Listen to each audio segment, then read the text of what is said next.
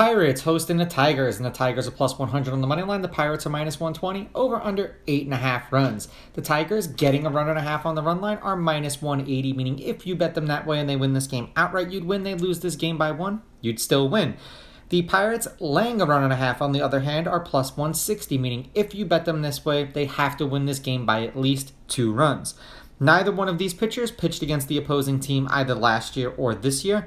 The Tigers are 4-4 as a team in Manning's 8 appearances. He's averaging 5 innings pitched and 3.8 strikeouts per game in the last 8 overall. Now, in his last 5 specifically, the Tigers have lost his last 2. He's got a 2.4 ERA, and he's averaging 4 2/3 innings pitched.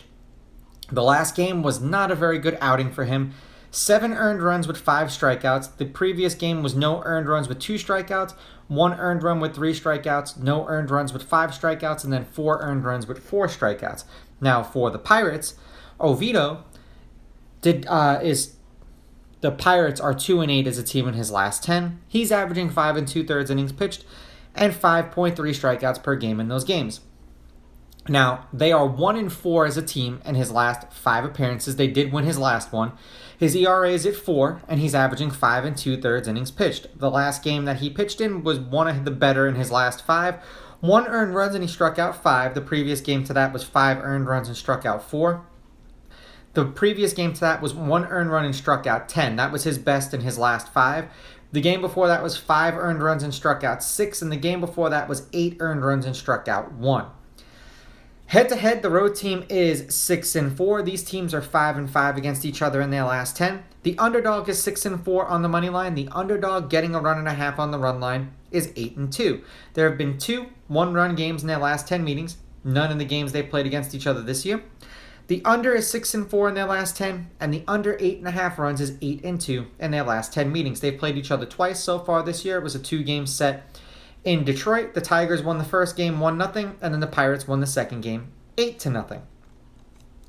In their last handful of games overall, the Tigers, we'll do the road team first, are 3-7 in their last 10, and they are 1-5 in their last 6.